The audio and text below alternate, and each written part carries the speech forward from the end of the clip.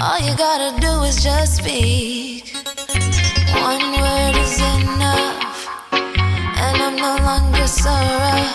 I forget what I was trying to say. I no longer do what I was gonna do, but you're no good for me.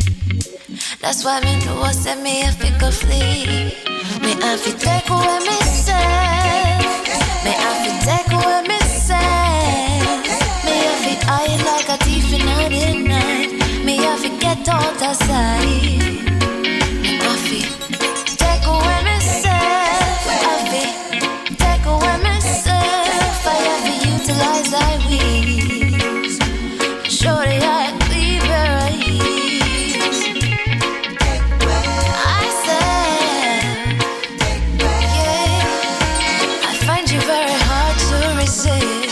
this relationship I'm gonna desist. But how can I face you when all I wanna do is just taste you? I know you think I play me, but soon you're gonna see the light of day. Just relax, don't move an inch. I'll be gone in a pinch. May I feel take away myself. May I feel take away myself. May I feel I like a thief in the night. May I forget out of sight. May I feel take away myself. Take away myself. I have to utilize I will. Show the eye a clean pair of heels. I say,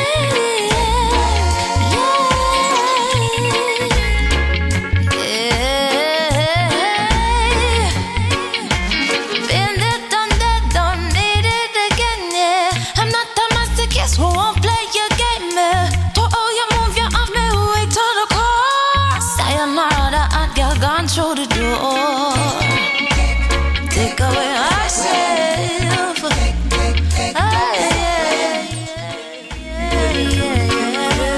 Greetings, kings and queens. Welcome to another Real Stuff podcast. This is yours truly, Franco. I will be linking up with Flavius in a few minutes. As always, we'll link up with Flavius every morning. But today we have a special guest. And today is Cook and Curry. And our guest this morning is none other than Dr. Keisha Ellis-Holder. And she will be joining us at 10:30. So stick around, don't go nowhere. Go grab your favorite tea, coffee, whatever beverage that you have this time of the morning. We'll be right back.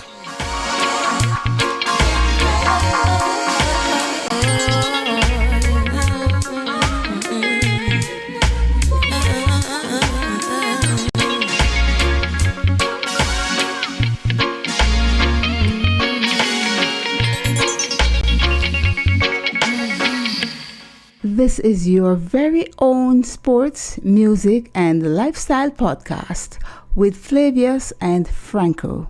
Welcome. Hi, this is Pam Hall, and I'm inviting you to hang out with Flavius and Franco on the Real Stuff podcast. They're such great company.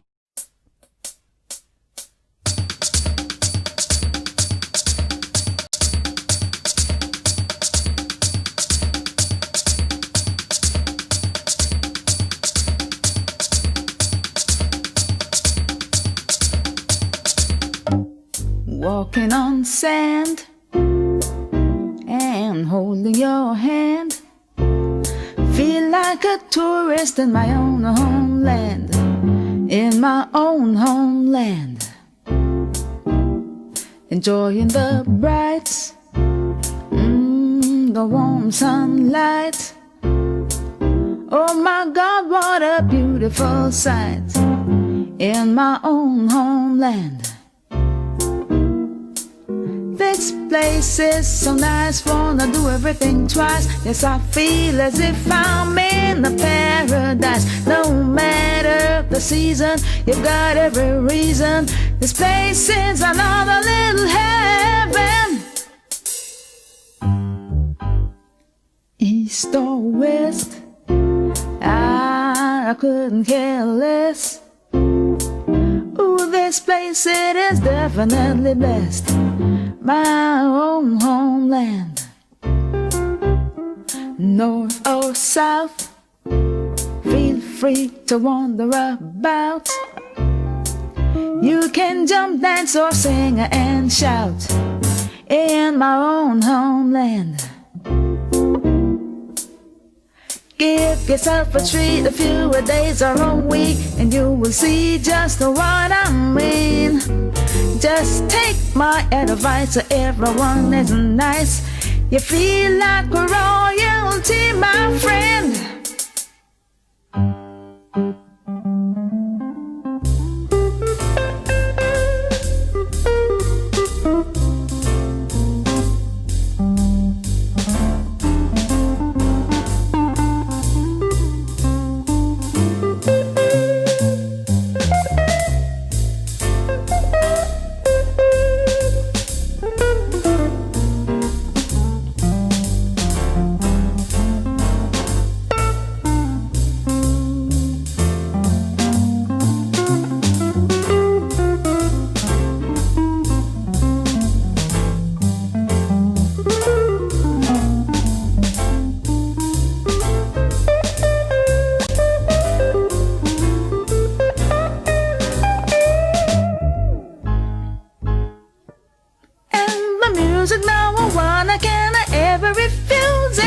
Pulsating, vibrating, reggae, reggae, reggae. Every sky, rock, a steady mental, a quadrillion, a kumina, kumina, kumina. You can fill your belly with a coconut jelly, mango, papa, cane and guinea. There's a key in a saltfish and a roast yam and banana. Curried goat and a managed water. The Sunday special if you like a revival. Catholic, Baptist or Pentecostal. The house of Jah is there, have no fear. Walk right in and get your share. I'm walking on sand. I'm holding your hand. Feel like a tourist in my own homeland. In my own homeland. Feel like a tourist in my own homeland. A homeland, my own homeland. Feel like a tourist in my own homeland. My own homeland.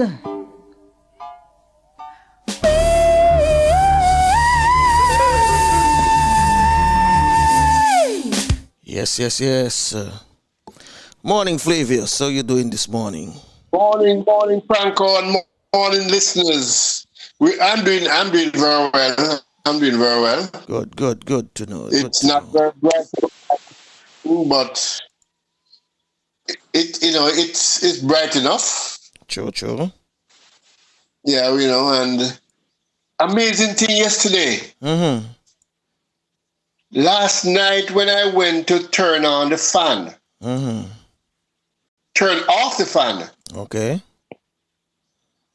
I realized it was not turned on yesterday at all. So what was making those noise? No, not that fan. No, we have a fan in the space because it was so hot, and it runs more all day. Okay. But the time is cooling down. Oh, okay. I get you. I feel some cool temperature now. Much cooler. Temperature is going.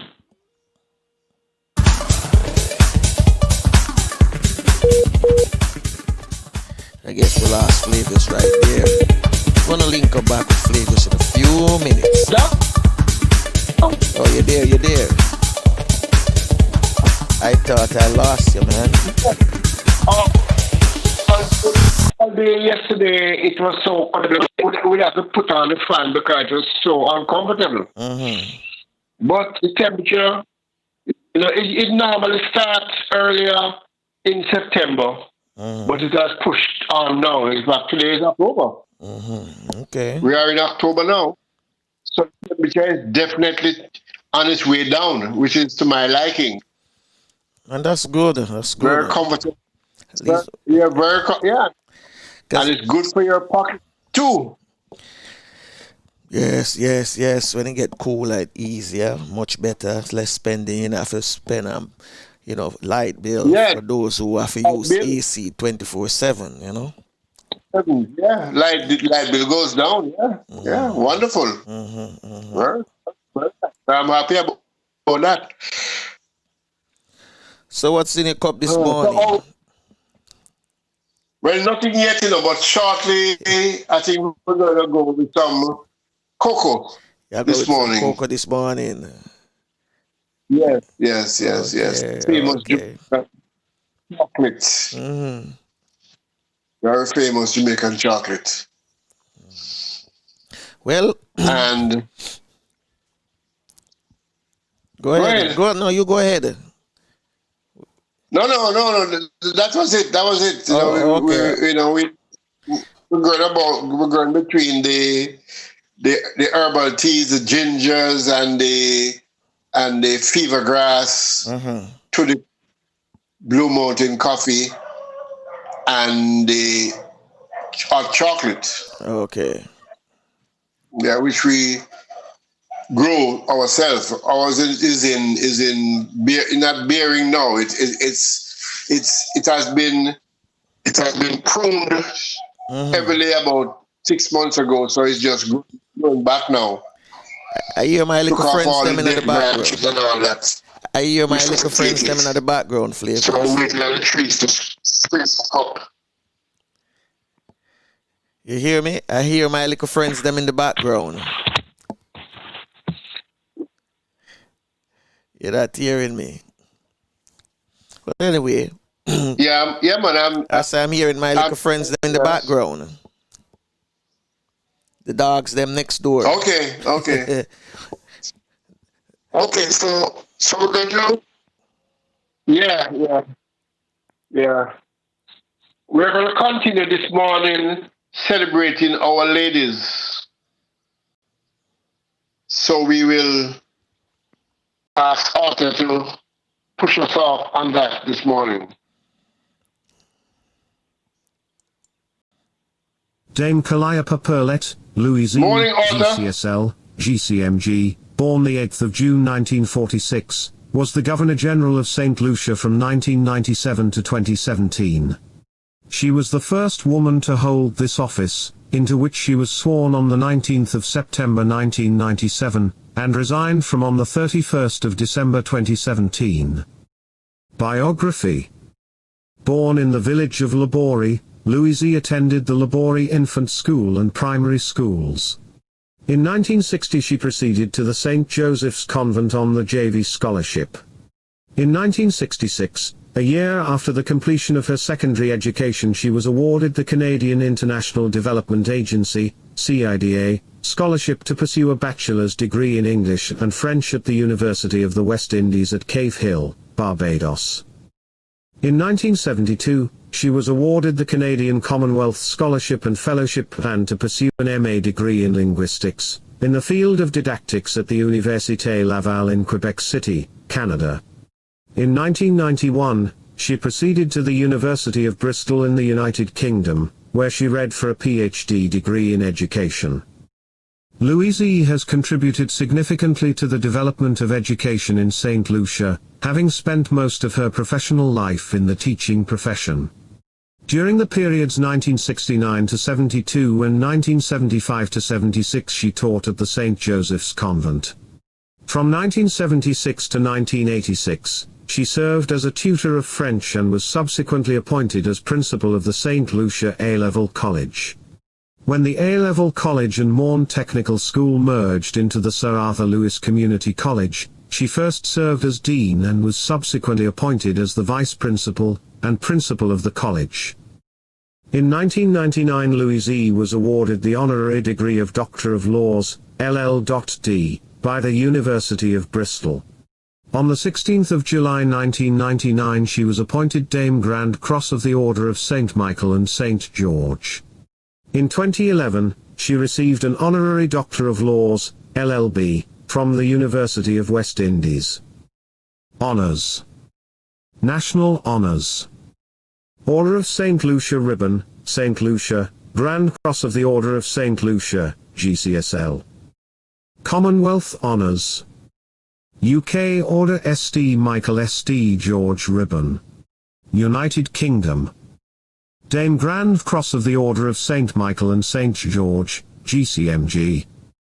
Order of St John, UK, Ribbon, United Kingdom. Dame of Grace of the Most Venerable Order of St John, DSDJ.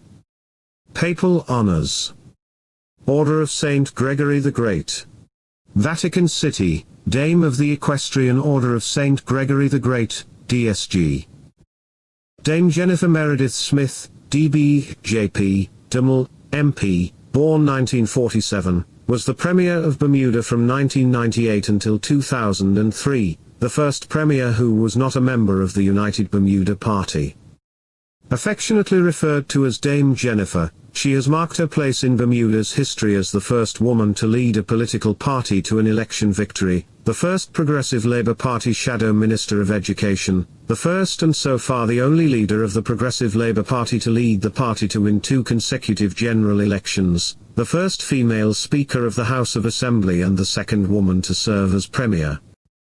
Smith is a member of the Council of Women World Leaders, an international network of current and former women presidents and prime ministers whose mission is to mobilize the highest-level women leaders globally for collective action on issues of critical importance to women, and equitable development. Early life. Smith was born in 1947 in Bermuda, the daughter of a bartender. She was raised as a member of the African Methodist Episcopal Church. She exhibited an interest in art from an early age, and later enrolled at the Art Institute of Pittsburgh, from which she earned an associate degree in 1970. Upon returning to Bermuda, she began work as a political reporter and editor for the Bermuda Recorder newspaper. Political career. Dame Jennifer Smith first got involved in frontline politics in 1972, running as a Progressive Labour Party candidate, the youngest person to run for elected office in Bermuda's history. Senate. Smith was appointed to the Senate of Bermuda in 1980, becoming Bermuda's youngest senator and serving in that capacity until 1989. Member of Parliament, and Deputy Party Leader. Dame Jennifer was elected to the House of Assembly of Bermuda in 1989 as a member of the Progressive Labour Party. She was elected Deputy Party Leader in 1994 and succeeded to the leadership 2 years later upon the death of L. Frederick Wade. Leader of the Opposition. From 1996 until 1998, Dame Jennifer served as the leader of the Progressive Labour Party and as Bermuda's opposition leader. Premier of Bermuda. After 2 years as opposition leader, Smith led her party to victory in parliamentary elections in November 1998, in which the United Bermuda Party, which had dominated elections since autonomy was gained in 1968, suffered an unprecedented defeat. The Progressive Labour Party again won parliamentary elections in July 2003, but less than a week later, Smith was forced to resign as Premier following a coup within her party. She was replaced by W. Alex Scott but then was elected as Deputy Speaker of the House of Assembly. Damehood. Smith was made a Dame Commander of the Order of the British Empire in 2005. I am Arthur Kaiser, with today's Did You Know? And that was Arthur with today's Did You Know? And Did You Know is brought to you courtesy of Slowly Jamaica, uniquely Caribbean. So Flavius, once again we wrapped up some champions, female champions of the Caribbean. Oh yes, oh yes, oh yes. And we have a few more to go. Uh-huh. Yes, but there's a lot of them. I mean, you know, you normally would not think so because you don't hear a lot about them. Mm-hmm. But as you, they're all well, powerful women who have achieved a lot, you know. Mm-hmm. We call them champions. Their training. Oh yes, oh yes, oh yes, oh yes. Yeah. And legacy, we just spoke about Bermuda, you know, consecutive weeks and all that, you know. That means they're out there doing a very good job for us. Mm-hmm. well liked by the people. True, true. That's fantastic. Yeah, man, that's good. Good to know. So Good we're to gonna know. we showcase them whenever they come to view. In fact, we're gonna search them out, and the ones we bring on the show to talk, we're gonna try and do that too. Yeah, that sounds Yeah, man, these women need to be heard, because they have done a lot for us. And you would And they and are normally much calmer. a lot on the list are governor generals as well. Oh, yeah. In fact, you have a lot of governor generals, yes, and presidents. Yeah. So they are being recognized. And what I'm seeing to a very high percentage of them are well accomplished lawyers. A lot of them start out in law. True. And then get accomplishments, and then they transition into politics, leadership. That's true. It seems like it's easier to work yourself from law up to anything else after that, to politics. Yeah, it seems that way. Yeah. Because it's a good thing if you go into politics that you know the law, and you know what needs to be done, and you know what cannot be done or should not be done. Yeah. Keep you in a safe zone. Yeah, man, that's true. Yeah. Well, we know we have this morning on our cook and curry, we have another powerful woman coming up. Oh, yes. Dr. Keisha Ellis-Holder. The women just keep coming to the fore. The women are all over the place, man, doing all kind of things. And we love to showcase them.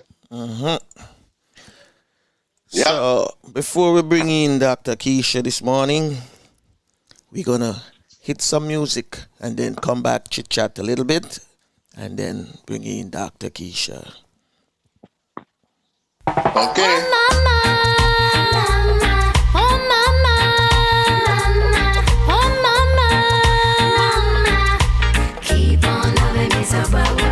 I met a boy the other day, got the sweetest loving ever come my way. Do anything I say, when he loves me this way. The only thing I say is, oh mama, keep on loving me, so bad boy. Oh mama, keep on loving me, so bad boy. You got bad boy in it, so wonderful. You got bad boy in it, so wonderful. Bad boy, so wonderful. All I can say is, oh mama, keep on loving me, so bad boy. Oh mama, keep on loving me, so bad boy. Hit me with it, tone, did on a break. Man, you better run, come, cause I need a fix. Man, you better run, come, cause I need a fix. I feel it,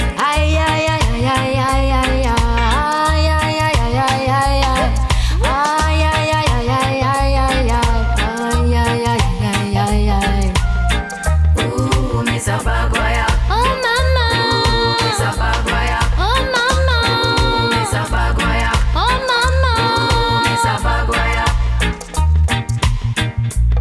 He got Baguaya in it, so wonderful. Mr. Baguaya in it, so wonderful. He got Baguaya, so wonderful. I met a boy the other day, got the sweetest loving ever come my way. Do anything I say, but when he loves me this way, the only thing I say is, oh mama, oh mama, oh mama, keep on loving me, so bad. And you hit me with it, ton, did on a break. Man, you better run, come, cause I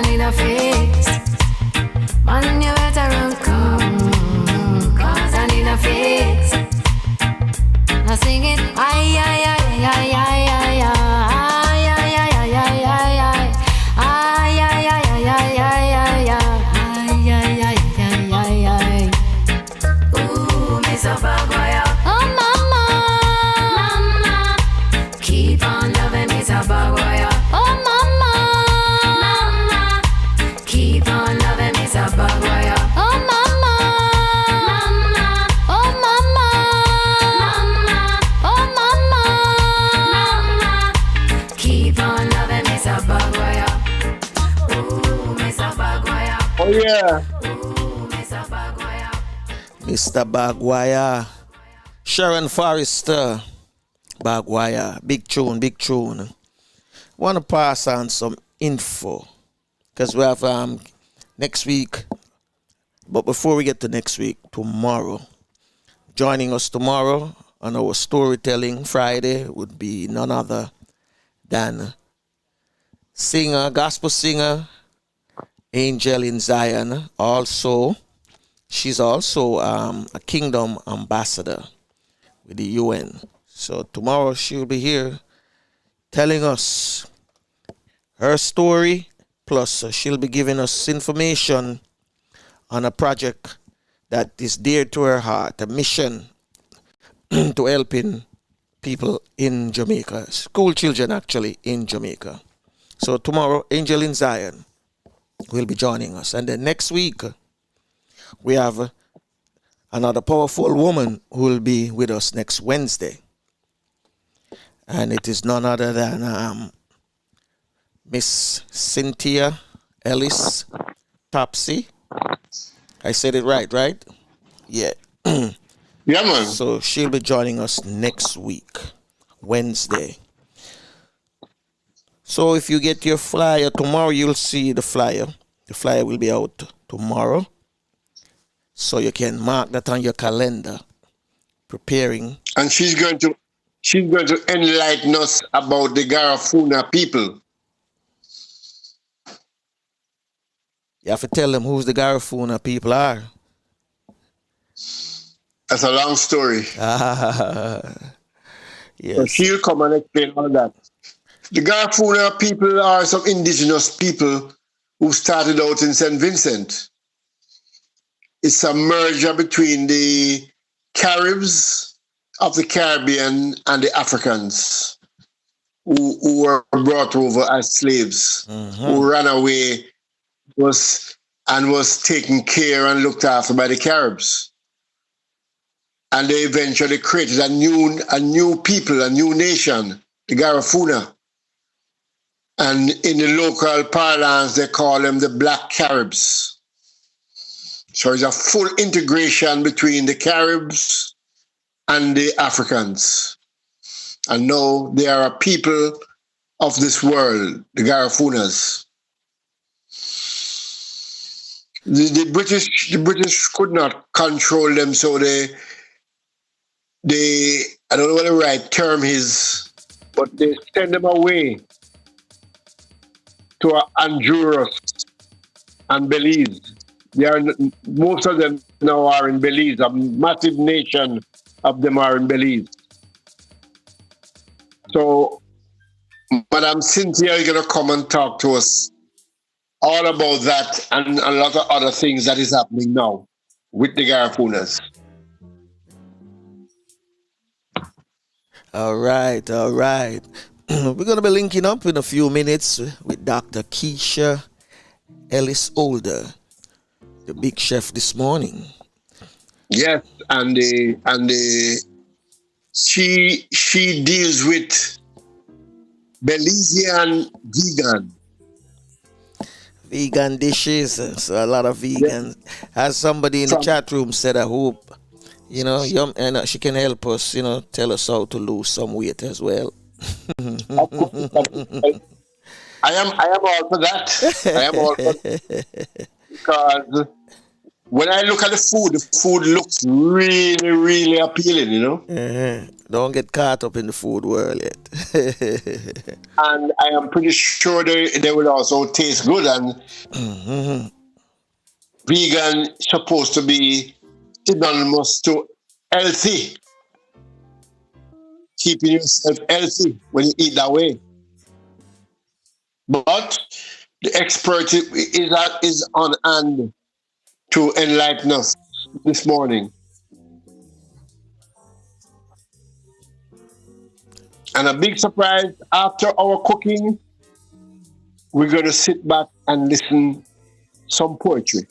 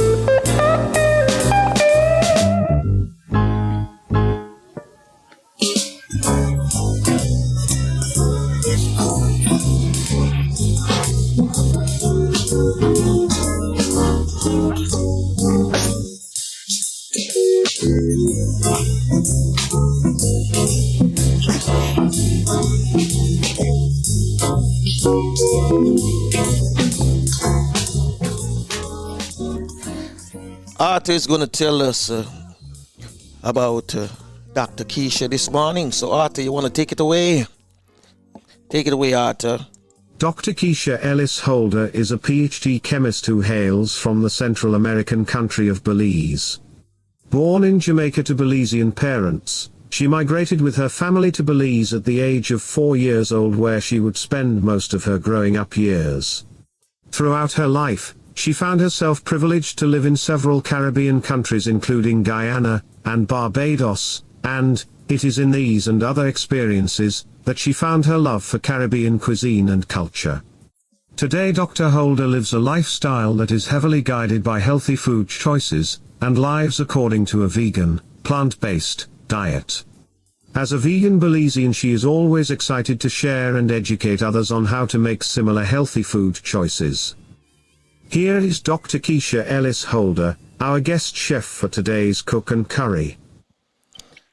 Morning, doctor. Good morning. Morning. How are you? Morning. I am doing Good to be here. Glad And I'm you're good here. too. I'm glad you're here. Very happy that you're here. Yes. So how are you guys over on that side of the world? Well, we're on different sides. It is true. Oh, okay, different sides. Yeah. Yeah. Okay. I'm in the US. And I'm in Jamaica. Oh, okay. Wow. It's a complete span almost. Exactly. Oh Yes. yes. That's wonderful.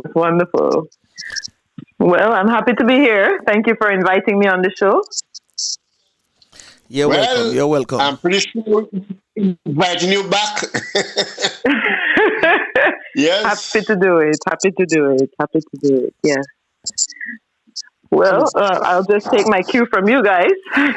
Yeah, go ahead. You go ahead and start whenever you're ready. Okay. It's all yours. Yeah, go ahead. Well, I basically am a person that I'm interested in eating healthy, and that's how my journey started. Wanted to just look at different things, different types of ingredients and so forth, to just improve my own quality of life. And the more I delved into that, the more I found interesting options being available. Mm-hmm. So essentially, I spent some time, like I said, as was stated in the bio earlier, that I had been in different parts of the Caribbean. Yeah. And whenever you live in somewhere else different from home, it's natural to do a quick comparison between what is eaten there and what you're familiar with. So of course I noticed across the Caribbean, everybody eats rice. Yeah. And everybody eats beans, whether they call it peas or beans. It's the same thing, yeah? True. So over the years, what I've found is that those types of foods are already natural to our own cultures and environments. But you go from one region to the other and you find that there are variations in how they are prepared. True. So Jamaicans insist that it's called peas and rice, no? Rice and peas. Rice. Sorry, forgive me. Forgive me. I don't want to break any rules here. No, you're doing good. And in Belize, we call it rice and beans. Okay. And of course, rice and beans gives a different connotation than the rice and peas in Jamaica. Because rice and beans is actually white rice and a stew bean or a bean stew. True. Right? So automatically when you say rice and beans, you know that is actually no, oh gosh, I'm saying it right. I'm saying it wrong. Stew beans and rice is what we would say. Oh, stew beans, okay. So that way you know that it's a wet bean with white rice. Okay. When you say rice and beans, we call that stew peas. You call it stew peas? Oh gosh. 2 peas Well, and look at rice, that. yes. Okay. So like I have to get a dictionary or a thesaurus or something. Yeah. And then in Guyana, they have they don't call it rice and beans or rice and peas at all. They call it cook up. And so that's with the rice and the beans mixed up together, cooked with coconut milk and other things. So yeah, so then you have the same kind of combination, but it goes by a different title in each territory. Okay. Yes. I found that fascinating to begin with. But I was speaking to a friend the other night, and she and I were talking about when our health journey changed. And for me, I told her that I actually began to take a turn in focusing on what I ate when I got to Guyana, because it was there unintentionally. I recognized that the way they chose the ingredients, even though it's natural in terms of, well, I do this because this is what I've been taught. When you look at the ingredient choices, you realize that there had to have been a deeper thought that would have gone into those choices somewhere behind in generations previously. Meaning you always have, for example, a standard Guyanese cuisine always will include garlic, onions, ginger. And now in these COVID times, you're hearing about garlic a lot. And you're hearing about ginger a lot. Yeah.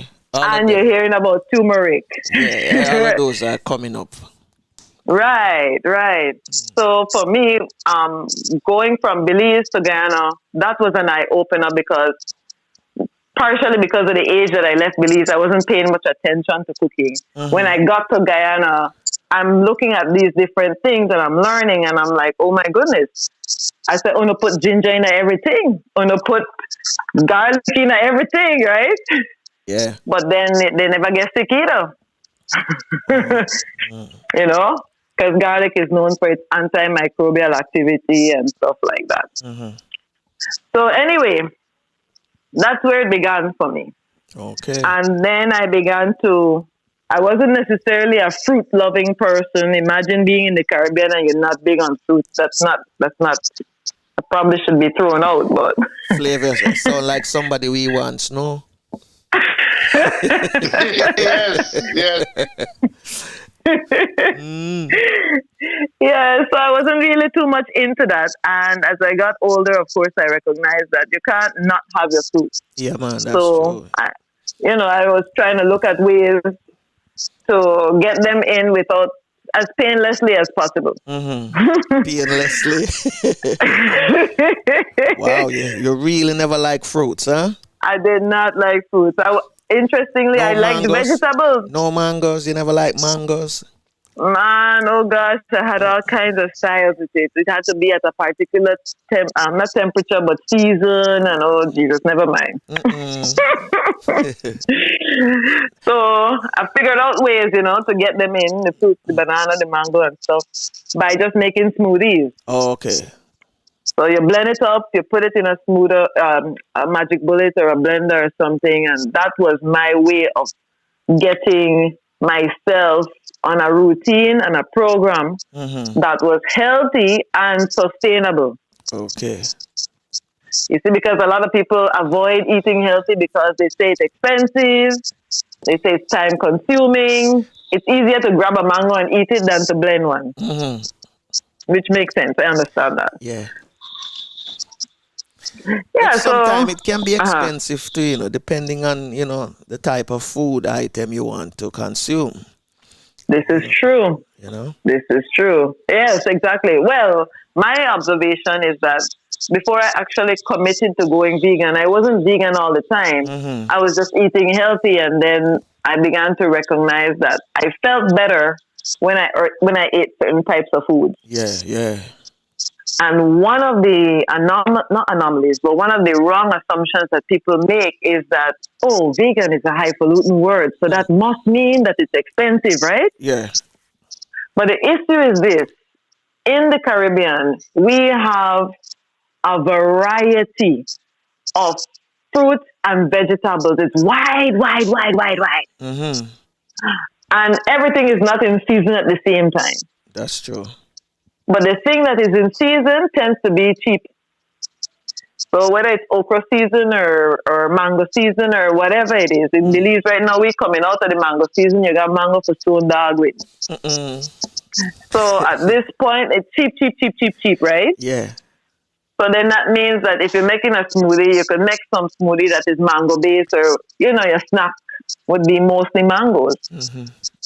In another month or so, you're not find mango, but you might find I can't think of a fruit right now. Maybe bananas. In Belize, you grew that year round, so you might find bananas or something. Mm-hmm. And so you switch, or you might find more papayas or something in that direction. So according to what's in season, that can affect that can make the economics tend to be more balanced across the year. Okay. Mm-hmm. But if you want to eat like an American in Belize, then it becomes expensive for sure. Yeah, because you got to deal with the taxes and the import duties and those types of things added to the cost, Yeah. Mm-hmm. So that's generally how I do it. Mm-hmm. But yeah, go ahead. So what is your favorite food? Wow, my favorite food. Well, let me start with my favorite food is now avocados, and I will tell you, I didn't like it growing up. Mm-hmm. You never like a lot of fruits, though. I never like a lot of nothing. Exactly, that was coming around too. But I've changed, so there's hope. So would you say all of that changed because you now eating different? So you kind of find ways how to add the things that you didn't like into your your food consumption. Sure. So I would watch my family members just go down on this avocado and they're acting like this thing is like chocolate or something. I'm like, that thing is bland. Why? How? Right? And I would avoid it like the plague. Well, anyway. I avoid the one they call guacamole. Oh, yes? I don't like that one. My goodness, that's because you're missing some elements and ingredients that could just spice it up and change the experience completely. Yes, I don't like it. I guess the look of it, by how it transformed from the avocado into like a paste, it just turned me off. I'm seeing something different, So I just never like to see it, people. I don't. Not interested. Yeah, I know friends who crazy over it. I said, "What? You don't like guacamole?" I said, "Nope." It just looked different to me. Insipid. It just look insipid to me. I taste it. It tastes a tomato as well, because I guess other, there's some culture prepare it different from another culture. Exactly. So I tasted it before, and it tastes insipid to me. Right. Well, I hear you, and I think my experience was similar because for me, so we're in Belize, and Belize is in Central America and the Caribbean, right? Yeah. So what happens is we get influences Caribbean as well as Central American. Okay. And as a result of that, we would be exposed to some Latin American dishes. And as a result of that, it shows up in our food. So my family members, which are not Latin American natives, tend to eat more Caribbean. But then the Latin American influence still creeps in.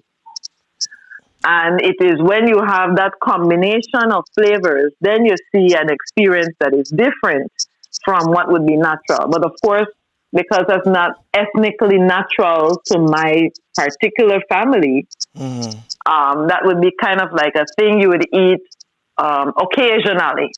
Yes. So, for example, we have a lot of refugees and immigrants and citizens that come from Mexico and Guatemala, Mm-hmm. and they bring their foods with them.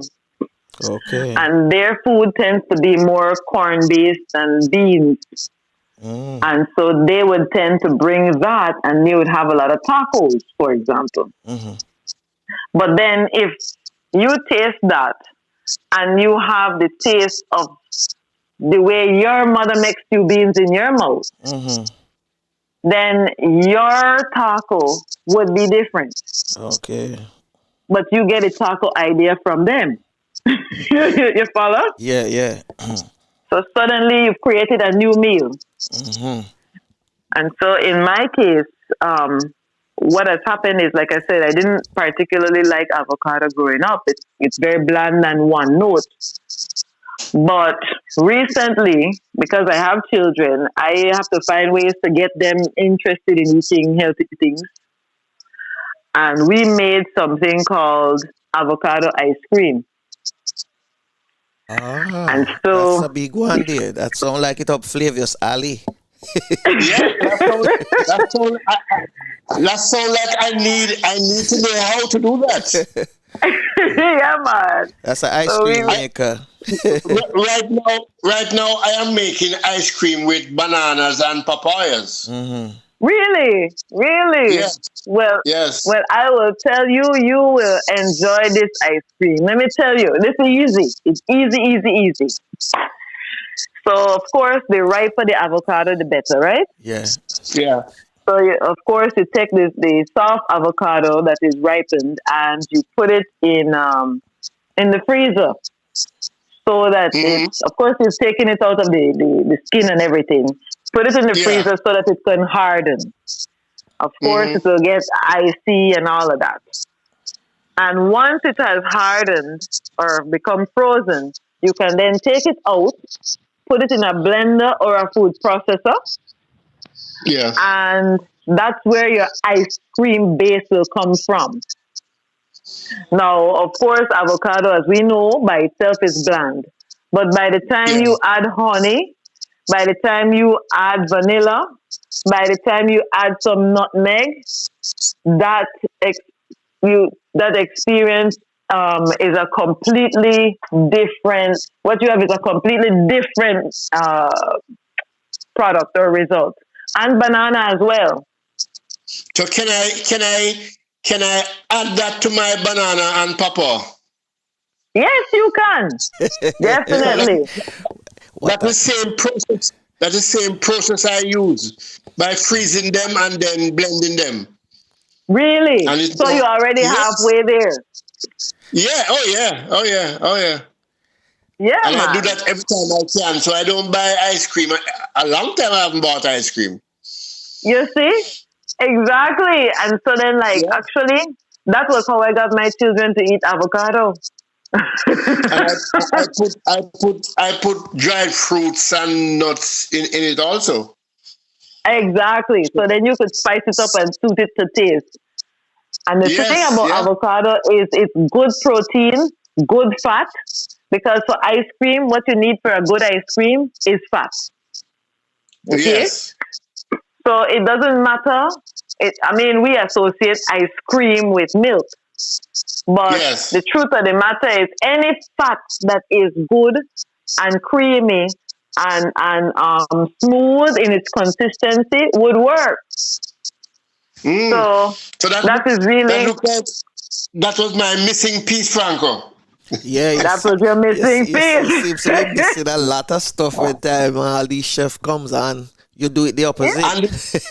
And the good news is that it is avocado time in Jamaica now. Okay. You see? Exactly. Yeah. So you could actually stock up. You could actually buy it now in bulk and freeze it. Mm-hmm. Yes. And then you could have that all year round if you want, according to how you eat it, you know? Yeah. What I observe with the avocado as well is that for whatever reason, it goes well with citrus. Mm-hmm. So because maybe it's because of the protein content, I'm not sure, but what I find is that when I make anything like that with avocado, if I squeeze lime in it, it really brings out a different flavor in the avocado, and it helps with it actually being, smooth as you're eating it. It's just a different experience than if you just sat down and ate the avocado by itself. Okay. Didn't know that. Yeah. So you can pair the two together, right? Okay. And then the third thing I want to say is that I also find that bitter and sweet go together. So when I make my avocado ice cream or soft serve, I tend to use cacao nibs. Now, you guys make chocolate in Jamaica? Oh yes. We're one of the big producers of chocolate, and we used to be anyway. All right. So then you have the local chocolate right there. And a part of the process in making the chocolate is you start with the cacao bean. Yeah. You roast the cacao bean. And then in going from the cacao bean to the chocolate, you get cacao nibs. Now, these nibs are the bean actually breaks up, but it's actually divided or separated into what they call cacao nibs and cocoa butter. Okay. And then the cacao nibs are then further taken to be ground into actual chocolate. So your dark chocolate is actually ground cacao nibs. So it's like cacao nibs is the step just before the dark chocolate. And then the dark chocolate is the step just before you add the milk and the sugar. So, but the cacao nibs is very bitter. Now, when you pair that with something sweet, man, the experience is once again, it's awesome. So you can get, by the way, just so you know, cacao nibs is a superfood. So we have all this stuff in our backyard, And then somebody else on the other side of the world say, oh, it's a superfood. And you're like, oh, the superfood is right here. I don't have to order it on Amazon or nothing. I can get it for $5 from down the road. You know what I mean? Right, under our nose. Yeah. So the truth of the matter is, for me, this journey has been so fascinating because I didn't know that I was eating like this naturally all the time. And most of us in the Caribbean eat like this, but it's not conscious, right? And so then when the information is presented in this packaged way, it helps. I found that it has helped me because I have now been able to now do so intentionally. It's natural already. It's natural for me to eat a mango. Well, now it is. It's natural for me to eat a mango and these different things regularly because I've seen it. And now it's easier for me to do it intentionally. And so that is what the lifestyle has been about. With the intentionality and the information and the education. Doctor, let me ask you a question. For those who are thinking of eating like a vegan, put it that way, or a vegetarian, and not too much into the vegan yet, because they want to move from transition, be in a transitional period. Sure. What are the food type they can eat as well, so they can at the same time lose weight? Right. So there are some quick and easy changes you could make. Because like I said, for me, this thing happened over time too. You start with what you like. So you don't have to go and reinvent the wheel. You don't have to go and try to be a hero overnight. So if you're a person that likes ground provision, well, you're going to look at the array of ground provisions that are available, and sweet potato tends to be among those that are healthiest. So immediately, for example, diabetics, when they are being advised on how to change their diet, one of the things that they're told to do is make substitutions for the white rice. Oh, yeah. And so they're told to replace the white rice with a carbohydrate that is less in sugar. And one of the carbohydrates that oftentimes is recommended is the sweet potato. Yeah. And the reason why is because the sweet potato, apart from being nutritionally healthy, it releases the sugar into the body slower than rice would. Yeah. Okay. And as a result of that, the sugar spikes would be lower. With white rice, my understanding is that the sugar spikes are much faster and quicker and higher in a shorter period of time. Yeah. And so the blood sugar tends to be higher for that person as a result of the rice consumption. Good. So that's a quick thing they could do right away. Like if they eat rice 5 days a week, they could switch out maybe 2 days, 3 days, put in some sweet potato, or they could reduce the portion of the white rice and put in more sweet potato, or phase one out and phase the rice out as you're phasing the sweet potato. You know what I mean? And it doesn't matter if it's boiled or roast or baked. Right. So of course the different ones will be, you can vary according to taste, but it doesn't matter. The different ways of cooking will affect the degree of nutrition content that they're able to access. But that variation within those different methods will never be more excessive than eating rice every day. A substitution like for butter, because a chef once told me that when you go to the restaurant, right, your food that is being prepared, so one dish is basically one stick of butter. Yeah. So a lot of people don't know that. So one stick of butter is what they would use to prepare one dish that you sit down and have. And the substitute, some people said they would use like olive oil.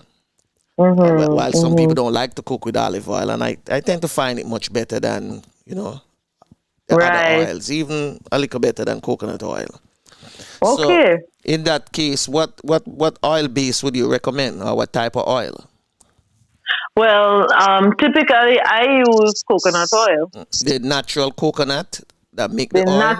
The natural coconut oil. Yep. Okay. And again, this is one of the ways where your local diet is already primed to be sustainable and economically feasible for you, because these things are already available, right? And if you can't buy it at the store, you know somebody that could make it. In Belize, we have people making coconut oil all the time. Yeah. But for me, I use coconut oil. And the thing I would say about coconut oil versus olive oil is that because of the nature of the coconut oil, it can sustain higher temperatures as opposed to the olive oil, which tends to decompose upon heating. Yeah. So olive oil is a thing that you tend to use more for, not garnish, but like on foods that are not cooked. Like or salad. You put on salad. Exactly. And then a coconut oil you would use to do your frying or your cooking or your sauteing with that. If people don't like that, I know in Guyana, one of the things they use is ghee. So the Indian population, I'm not sure if you're familiar with that, but ghee apparently is a fat, it's a vegetarian fat that is gotten through, I got to think more about it, but I think it's gotten through the, I don't remember. So don't let me go there. But ghee, if a person types it in, it's called G, it's spelled Ghee. And a lot of vegans use it as the fat substitute or the butter substitute, and they flavor it up as well.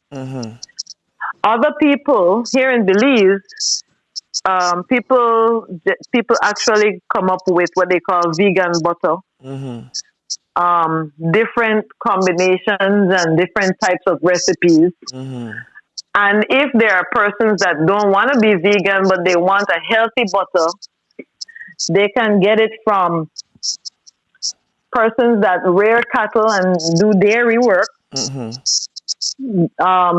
cows that are grass fed. So if you know where the cows are coming from and you know more about how that cow has been basically fed and grown and raised and all of that, then you pretty much have an idea of what the outcome of that product would be looking like in terms of nutritional value and content. Because you know it's not eating pesticide, grass, you know it's not eating antibiotics and all of that. And that's one of the things I thought vegan don't drink milk.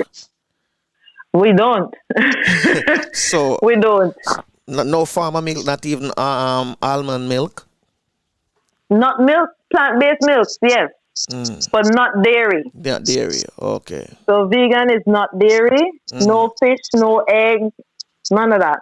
Oh, so but milks come in various ways. So you could get nut milk. I've seen the almond make milk before. I've seen it done. Yes. So what is this substitute for eggs? For eggs, I use chia seeds. Well, this is one time when I have to depend on the import market because we don't grow that here. What it is? What do you call it? Chia, CHIA, or flaxseed. Flaxseed, okay. Okay. So what you do is basically you blend up the seeds, and so for example, I just did some today in a flatbread. A tablespoon of the seed, so maybe a few milliliters of water, because what happens is the chia seeds tend to absorb water, and it does it better when it's grounded. So when it's ground and you add water to that, it will swell up and form something that looks like a gel. Okay. So by leaving it for like a 2 minutes or 3 minutes while you're doing whatever else you're doing, it becomes gel-like, and then you can add that to the dry ingredients of whatever pastry you're making or so on. So those I don't know, you're probably rolling the pictures now, but I made some vegan tacos yesterday.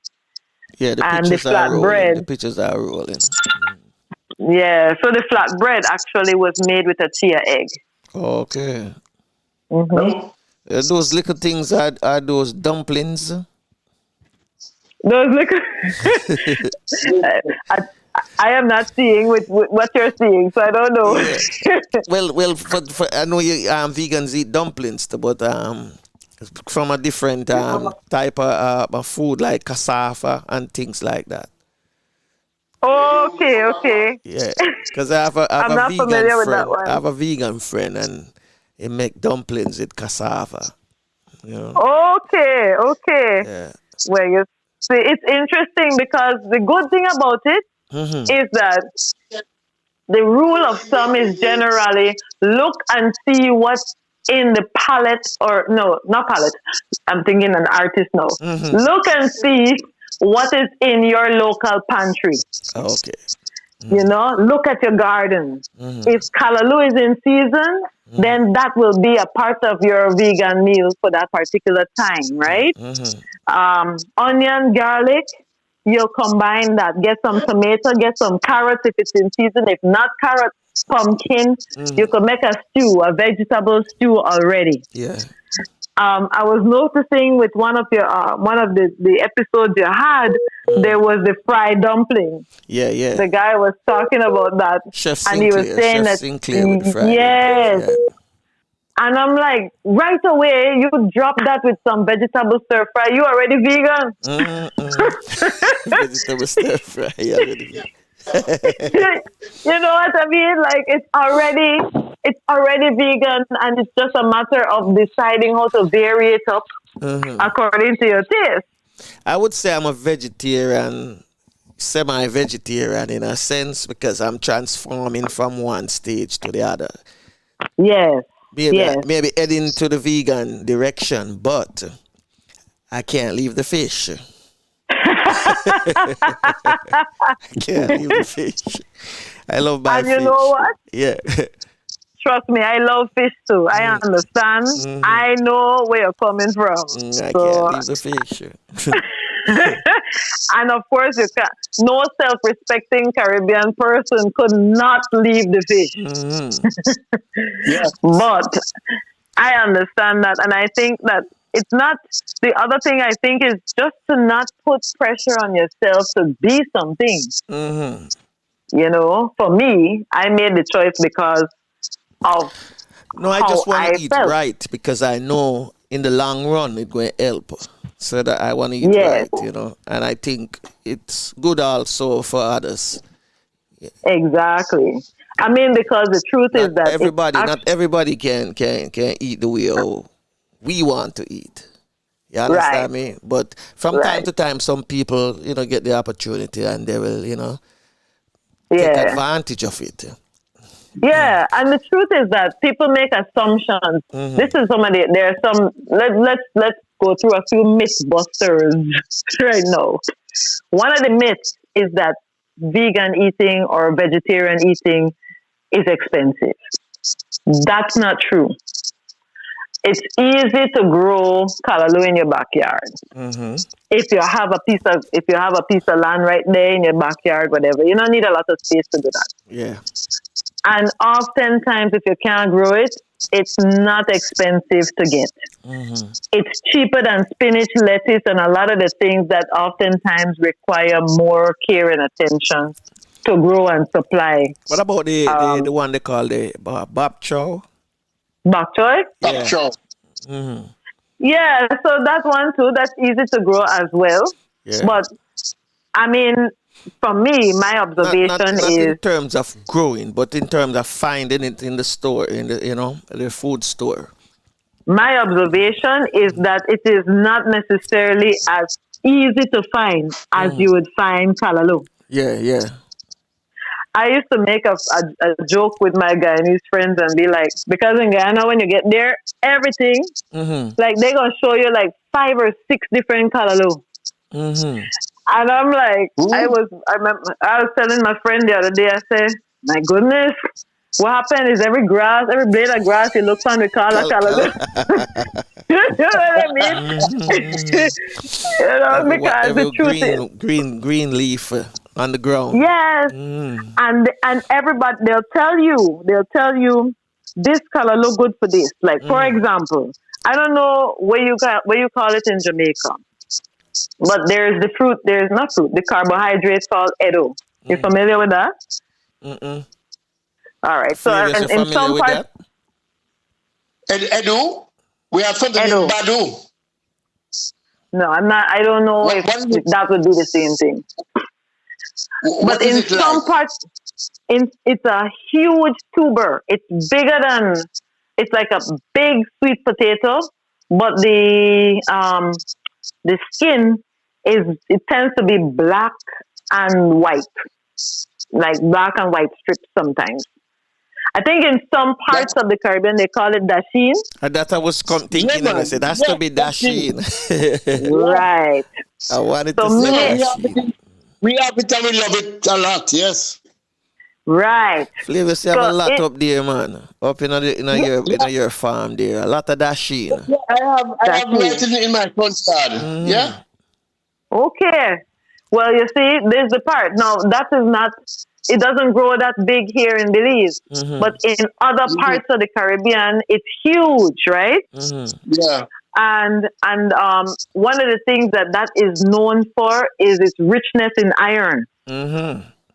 But what I didn't know prior to leaving Belize and going elsewhere in the Caribbean, what I didn't know was that the leaf could also be cooked. The leaf. Yeah. So when I read, It can cook like callaloo. Yeah, Right. pepper pot. Yeah, it cooked like callaloo. You see the dasheen? As I mentioned, the dasheen, I'm just cracking up in my mind, because my grandmother and my mother used to kill me with dasheen in a soup. Dasheen and boiled breadfruit. I hate boiled breadfruit, man. oh dear. And as I mentioned it, I said, oh my God. She used to pack up on a Saturday when she cook her what you call any soup, whether it be chicken foot soup or beef soup, dasheen a fee night, and that dasheen look purplish, you know, man. So when you but tell us more about the dasheen leaves. Well, actually, it's even more rich in iron, more iron than spinach. Yeah. But the thing about it is that in the Caribbean, this is where our cultural knowledge helps us, because in that particular part of the Caribbean where I was, when I encountered it, I was hearing people say, well, okay, this is the kind of leaf that when you cook it, you have to be mindful, because it can, as they say, itch your mouth. It can burn. It has an irritation that it can cause, and that's the plant's natural protective defense mechanism, right? So if you are aware of that based on the dasheen leaf that you're picking, then you know how to cater for that in the preparation, whether it's boil it down longer or whatever. Now, I myself haven't done it, but I noted it. And when they cook that thing down in coconut milk, man, oh gosh, that's a bath. You know? But then the point is, at the same time, it increases your blood count. This would be now for the women who have low blood count issues and those types of things. That's a good natural additive that you can include in your diet every single day, and not have to deal with iron supplements or depend on iron supplements. I know one young lady, she had one of her children and had experienced some serious hemorrhaging in the childbirth process. And she said that once she got home after the baby was born, every day all she cooked was edo leaf, which is the same leaf. She just ate that every day. And I don't know how long it took her, maybe 2 months or something, to bounce back. And that was how the blood count went up for her. Okay. Now, of course, she did that because in her mind, this is the information she has from her family and so on. But she could have spent thousands of dollars at the doctor, getting blood transfusion because she anemic, and you understand.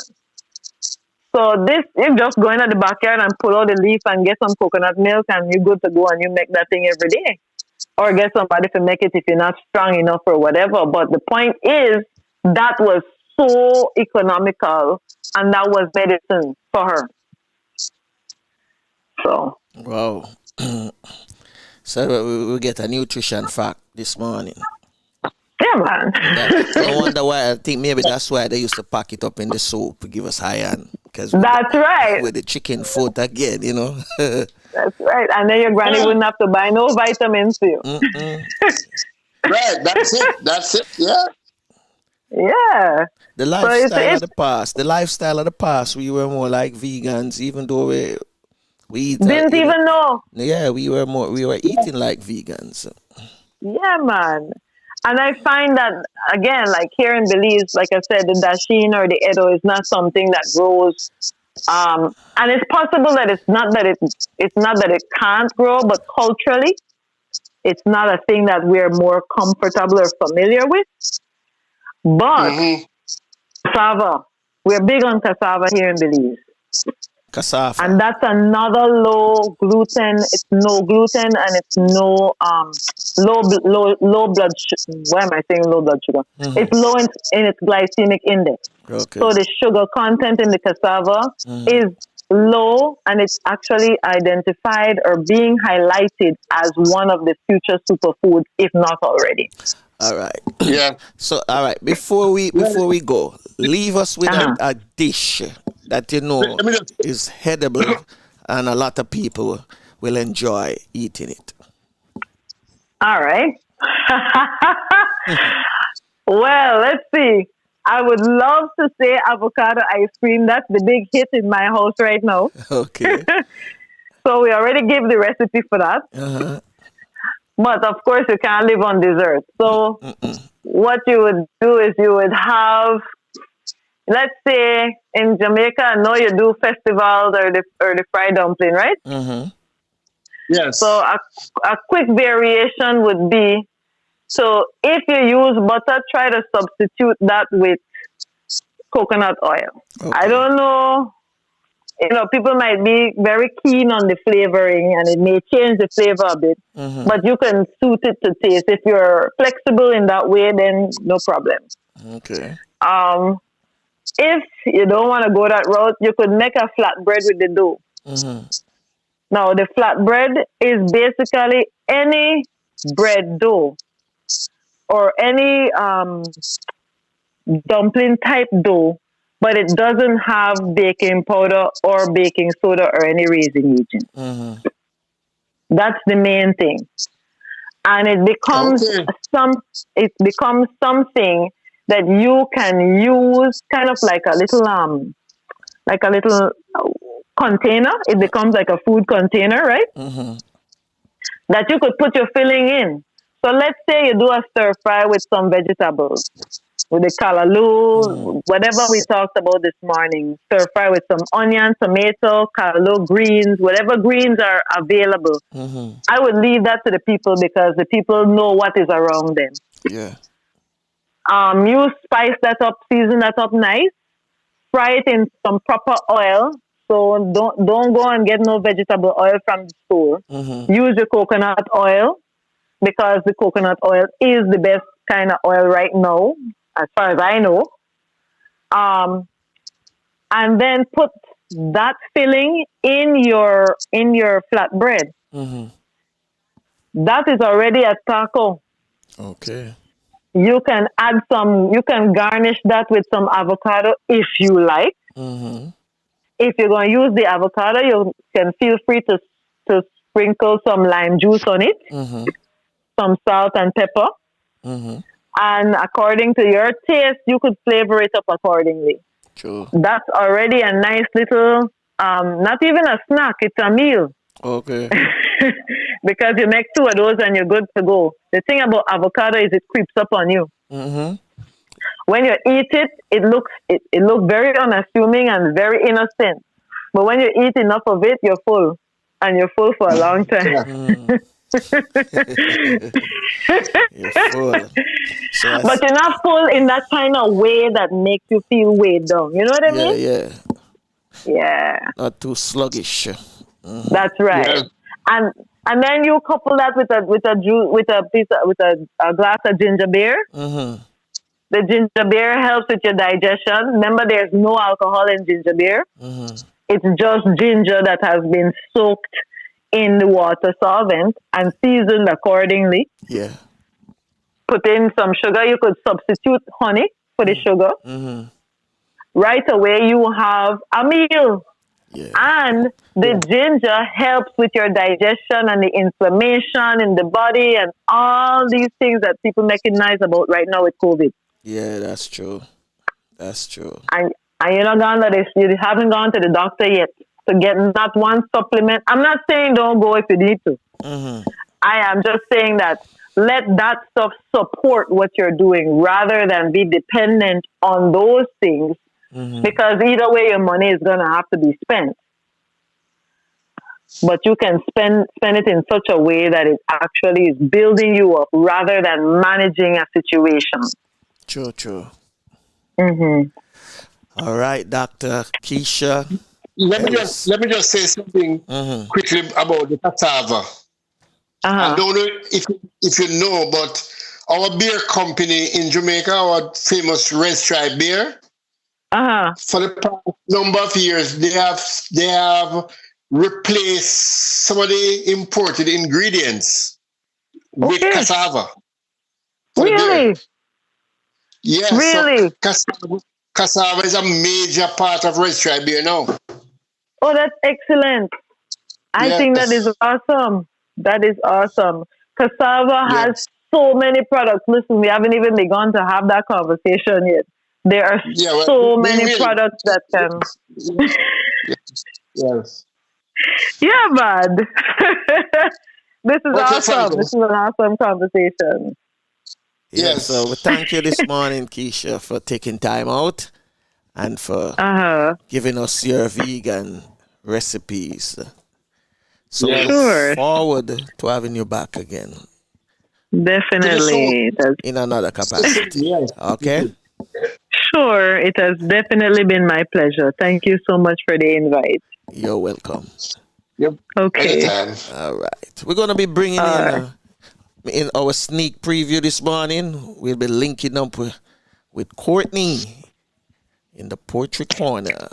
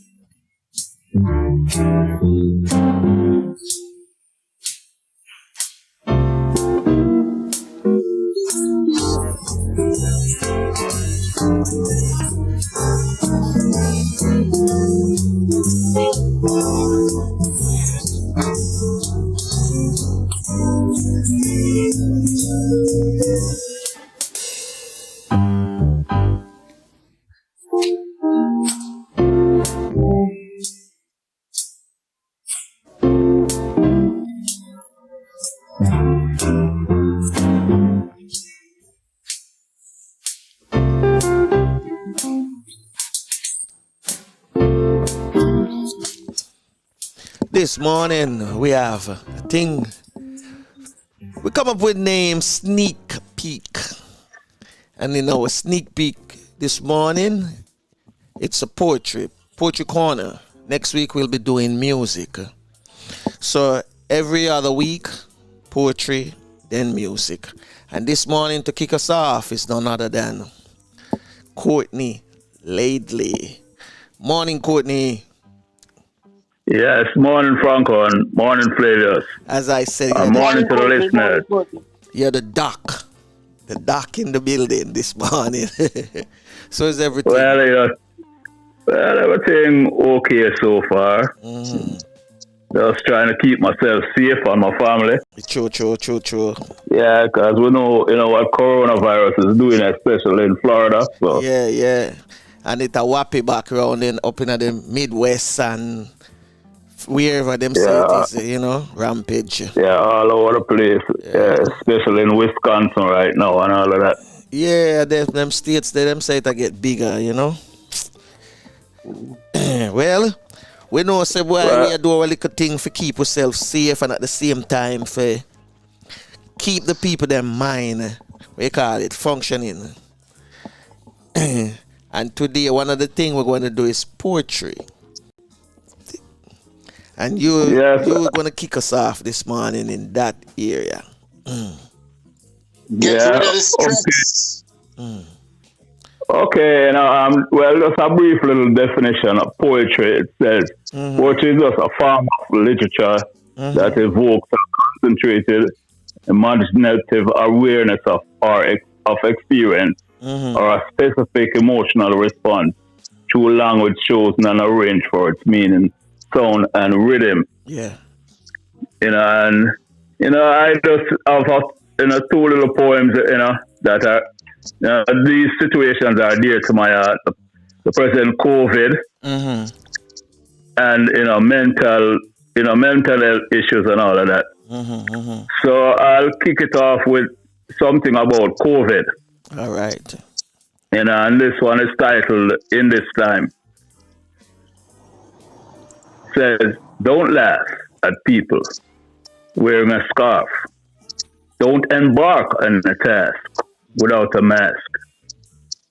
In this time, if you realize you didn't sanitize, don't socialize. You should not rove with a drove. In this time, stay home. Read at home. Parents, teach your children. Women, love your men. Men, adore your woman. Bring back us. while overcoming this virus in this time.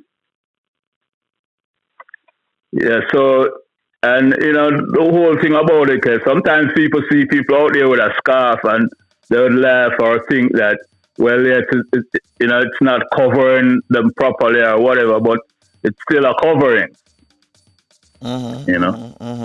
and, so, and sometimes people, want, as we notice, some people want to go on the road without a mask.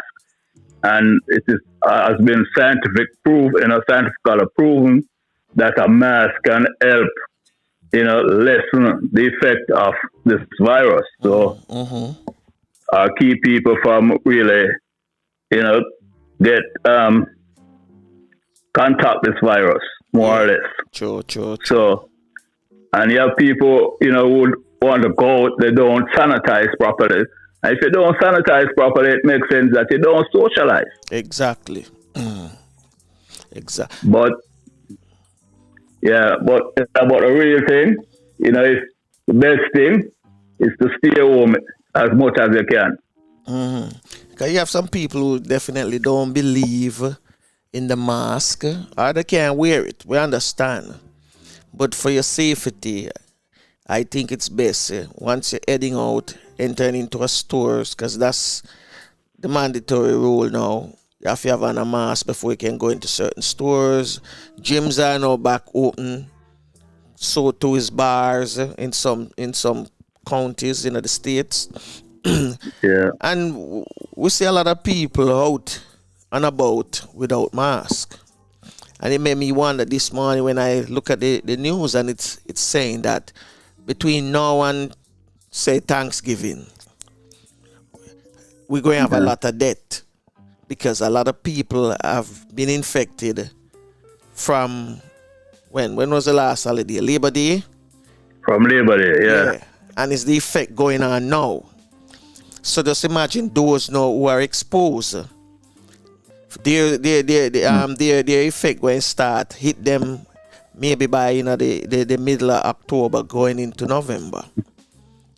So we know some people don't believe that there is a virus in the air. Some people say it's a hoax. But whatever it is, there's something out there that definitely is killing a lot of people. And a lot of us don't want to be on that statistic list. You understand me? Definitely so. But we Flavius. Yes, sir. We're going to add that definitely, poem to our list. We can read it on a daily basis so people can know. I love it. Yeah, so people can know. Yeah, man. So Courtney, let's go again. Yeah, man. Can do it one more time. This one was wicked. Yeah, man. Okay. Well, another one. Yeah, man.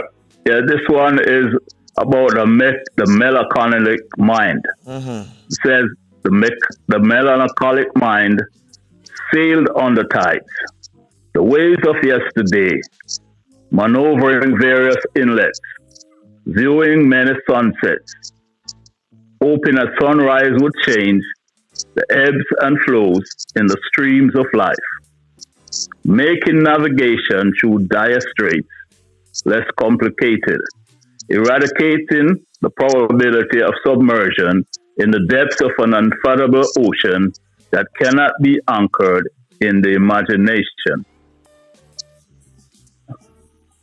And when somebody is like kind of melancholic, that they are basically depressed, not feeling right, so they are going through a whole lot of problems, and especially if somebody had the means, to really support themselves. Yeah. Like in the past, and they were well off, or they could, but they find themselves in some dire straits, having problems and all of that.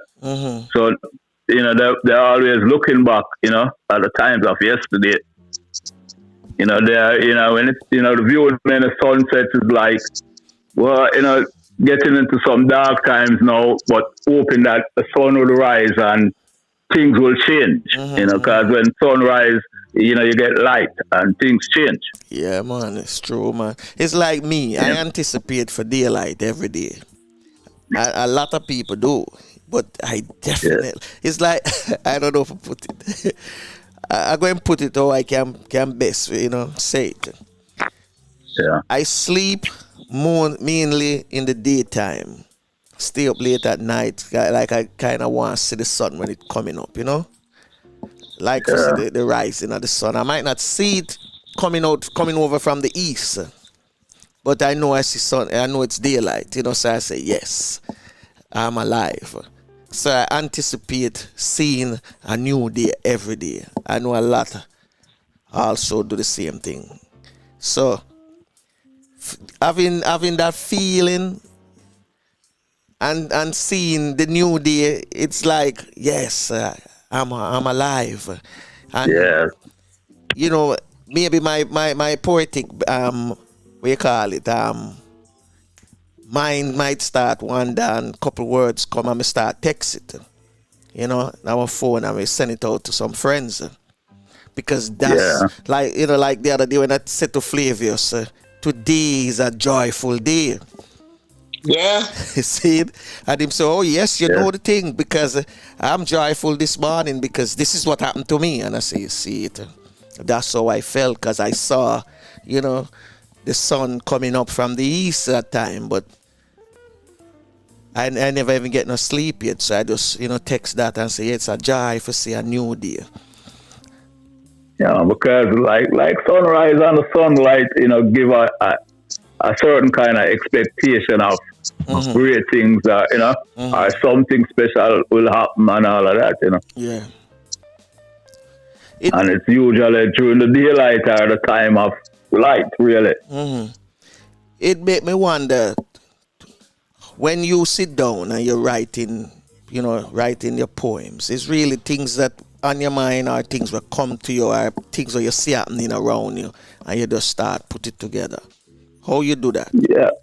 Well, sometimes things, just come to your thoughts and, you look back at certain life situations and all of that.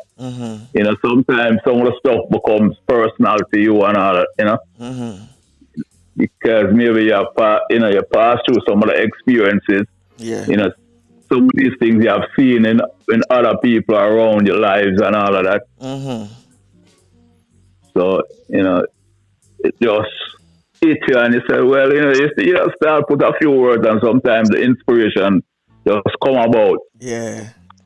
Because some of your poems, like some of my poems, some of them may not rhyme or have that thing, but the thought and the imagination is there, Yes, some of the stuff is what is natural and you try to put it in a certain perspective and all of that. Yeah.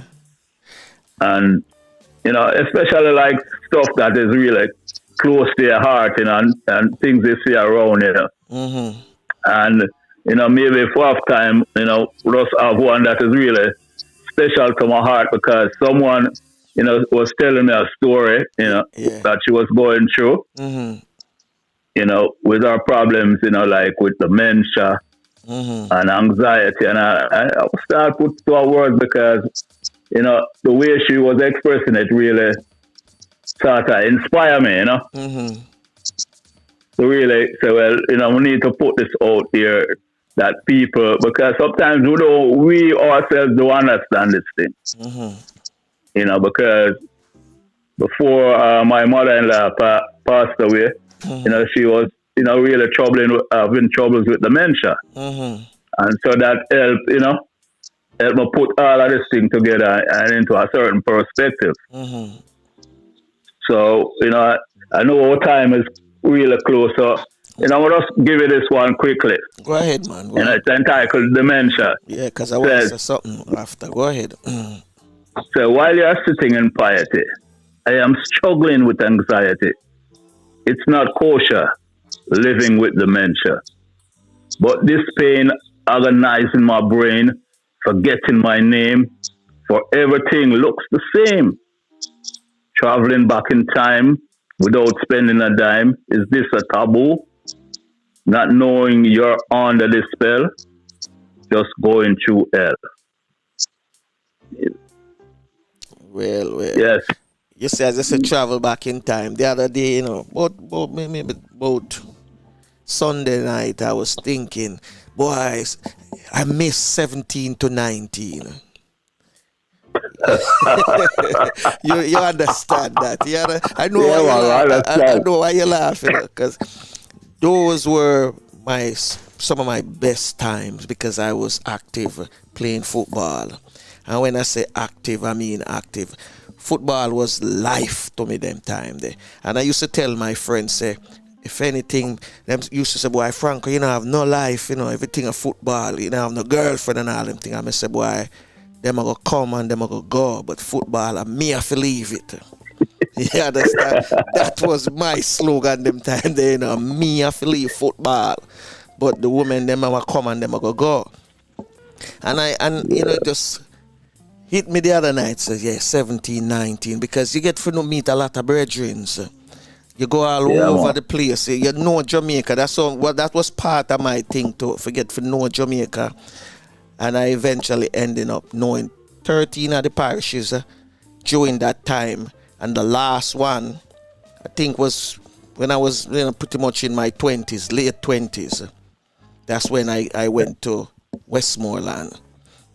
But all of them things there, a teacher once said to us when I was in primary school, 6th grade, said, all of us, she said, we must write a poem. And we said, man, miss it hard, because we used to think it's a poem, you have to rhyme, like a nursery rhyme.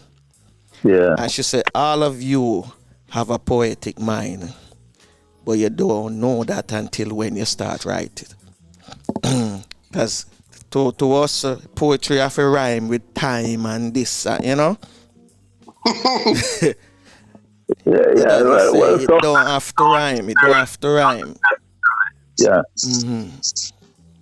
But some people like, I like the whole way of rhyming, because it's there's something to it. Mm-hmm. But when you rhyme, sometimes when you rhyme, you have to make sure it really brings out the context that you want it to bring out. You know what I mean? Mm-hmm, mm-hmm. And that's really depending on the rhyme. Yeah. Yeah, man, that's true. But we know we're going to get a lot of poetry. Flavius, I know you have something to say about the poetry, because you have a poetry corner setting up on the website. Yes. Well, we are setting up a number of things. Well, we are setting up a poetry corner here. Then Courtney is coming out with a new poetry website. Mm-hmm. Inspiration from the John. Mm-hmm. So we are looking for about mid to end October for that to be up and running properly. Mm-hmm. So we are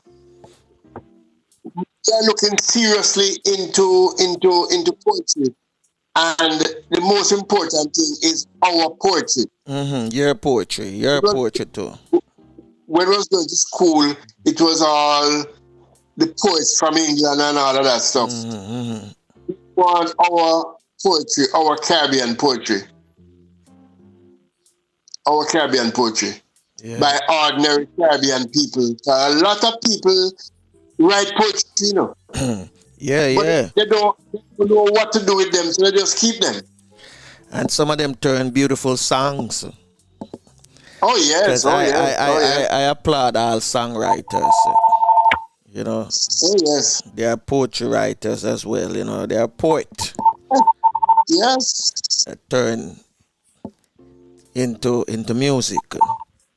Yeah, and one of the things that poetry does too, it tells a story at times, Mm-hmm. And in most situations, it's telling a story, Mm-hmm. The story may be dramatic, mm-hmm.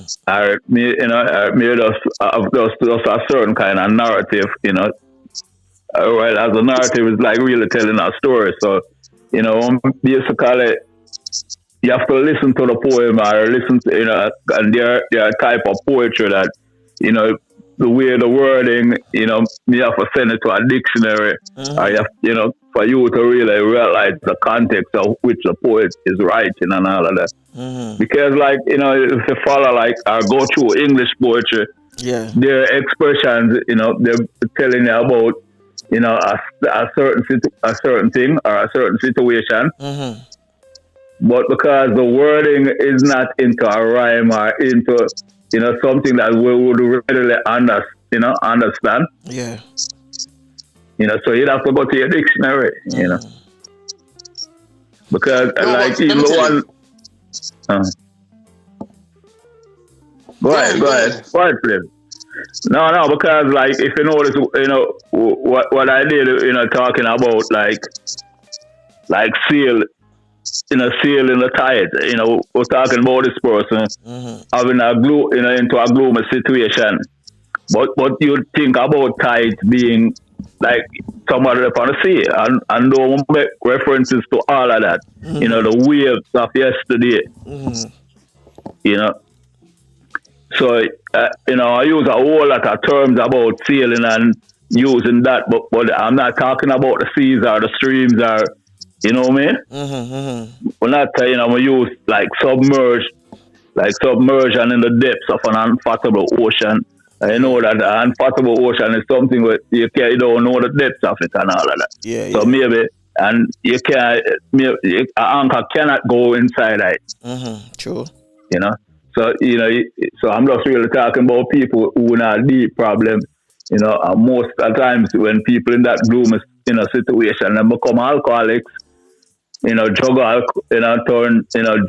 addicts, and all of that. So I have something now, I could just really maybe ad-lib something right after this about somebody who was melancholic. Yeah.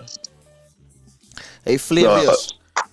But my take on poetry, I love poetry. Because poetry is just like art. And poetry is art. It's art. But the point I'm making is that the writer writes his poem. But everybody who reads it can get something different from it. Can hear something, can see something different. Just like a painting, where 10 of us look at the painting and 10 of us see 10 different things. Abstract painting. Yes. Yeah. So, I mean, poetry, I really love poetry, because poetry is so I can't find the right word for it. It is not absolute then. Melancholy. it can mean a lot of different things to different people. Yeah. Same words, same poem. And for go ahead. Finish up before that. Just depends on how the writer pens it, how the words are put together. And then your background is this and my background is that. And we're seeing two different things. Two different things based on our background. Because poetry kind of plays on your background, your upbringing, your understanding of world, socializing, all these things. Yeah, man. And it is also for all of you who are watching and listening to participate, which means if you have a poem, you can send us a text at 305-964-0373, or you can email us. You have the email ready, Flavius? Or we can... Yeah. info@therealstuffpodcast.com. Yes. And you will get a chance to come here and read it. Read your poem. That's your participation with us. So you're not going to send it to us, so we're going to read it. You're going to tell us, I want to do my poem on the next sneak peek. Because you're going to participate with us. We want you to be a part of it. because it is your podcast. We are just the hosts. So Courtney, we thank you for that. And we look forward, to see that website. Many more. And many more. you're going to come back and do many more, You're going to be a part right now of the sneak peek. So with that time, we're getting out a year. So Flavius, let me get your 2 cents. My 2 cents is the same 2 cents. And it seems even more important now. Respect and discipline. I mean, everybody is saying, even the poem that Courtney did this morning, wear your mask if you are not appropriately dressed, if you haven't sanitized yourself, keep yourself sterile, stay at home. Turn your yard. Don't mix with anybody. You're doing everybody a favor. When you go out, follow all the protocols. You can't just say, oh, let's run, go to a shop, this up. You not take no time. But COVID can happen in a second. So wear your mask. That is the thing that we have that them say will work and has been working. So keep it up, keep on the protocol. If you go out and come back home, make sure you follow the protocol. If you go 10 times, you have to follow it the 10 times. You can't say, oh, me just done bail, You go outside and put yourself in the public. You come home, you have to wash off everything to get the peace of mind that you have done everything that you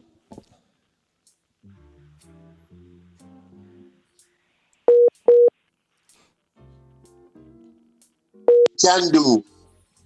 Serious something. Everywhere in the world, people just dropping like flies. This can't be a joke thing if so many people dying. They say every year X amount of people die by flu, but not at this rate. I've never been or seen any panic re-flu and dying. So it's important that we have respect for our neighbors, our friends, and of course our family. Follow the protocols, please. So, Courtney, take it away, Frank. Courtney. Yes. Yeah, well, just like Flavor said, because the consistency of following these protocols will keep you and your family safe.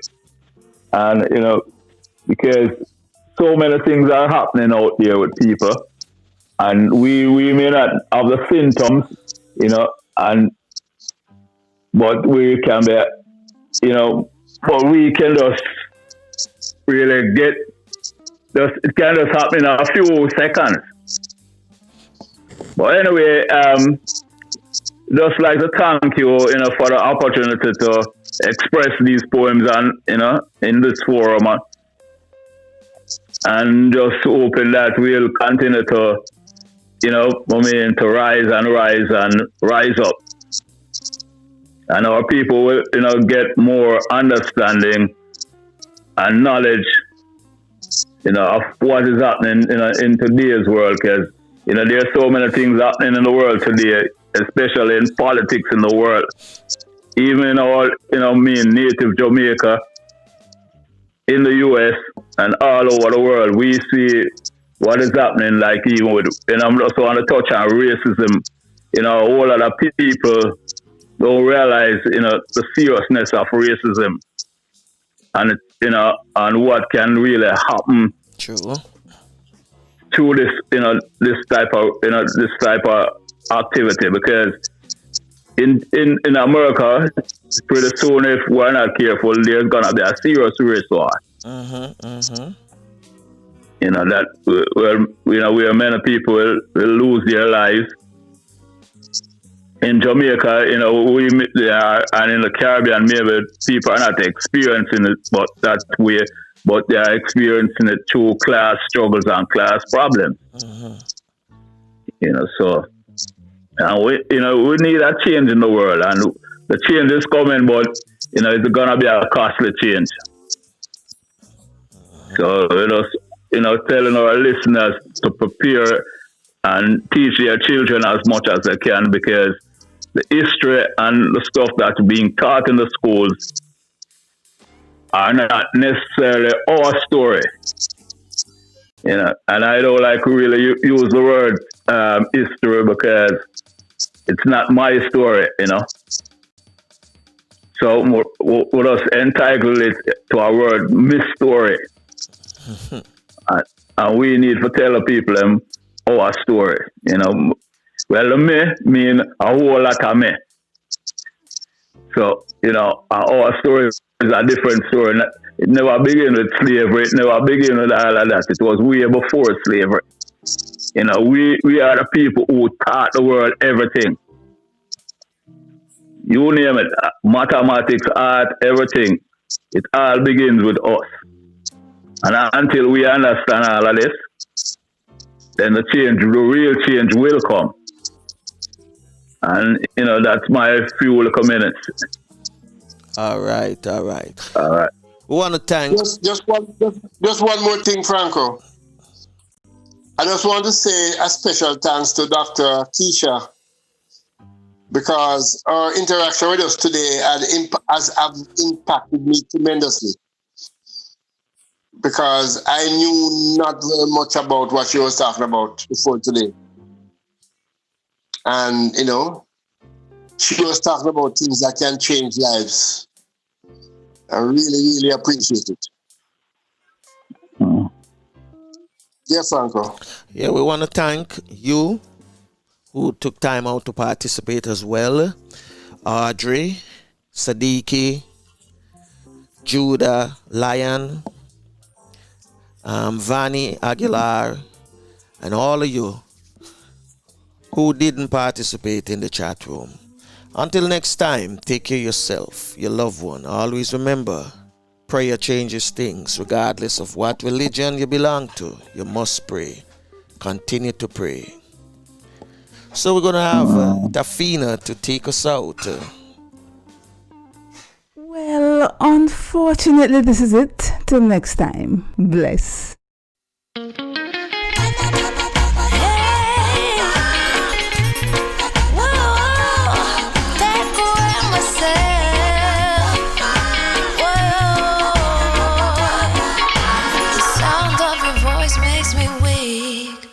All you gotta do is just speak. One word is enough, and I'm no longer so rough. I forget what I was trying to say. I no longer do what I was gonna do, but you're no good for me. That's why me know I said me if it could flee. Me have to take away myself. Me have to take away myself. Me have to hide like a thief in the night. Me have to get out of sight. Me have to take away myself. I have to take away myself. I have to utilize my wings. Show the eye clean your eyes. I said, yeah, I find you very hard to resist, but this relationship I'm gonna desist. Well, unfortunately, this is it. Till next time. Bless. I know you think I play me, I play, but soon you're gonna see the light of day. Just relax, don't move an inch. I'll be gone in a pinch. May I feel take away myself. May I feel take away myself. May I feel hide like a thief in the night. May I forget out of sight. May I feel take away myself. Take away myself. I have to utilize I will. Show the eye.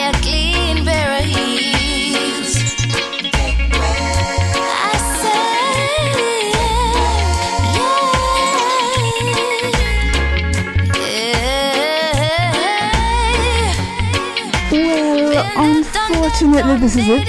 Till next time. Bless. Who won't play your game? To all you move your arm, me wait to the core. Sayonara, that hot girl gone through the door. Take away herself.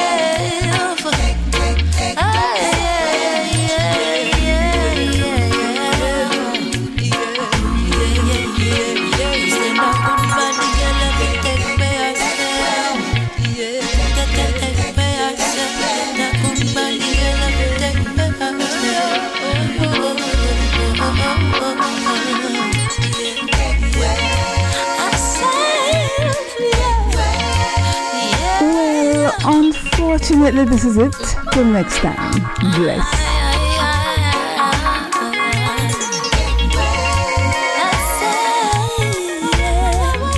Well, unfortunately, this is it. Till next time. Bless.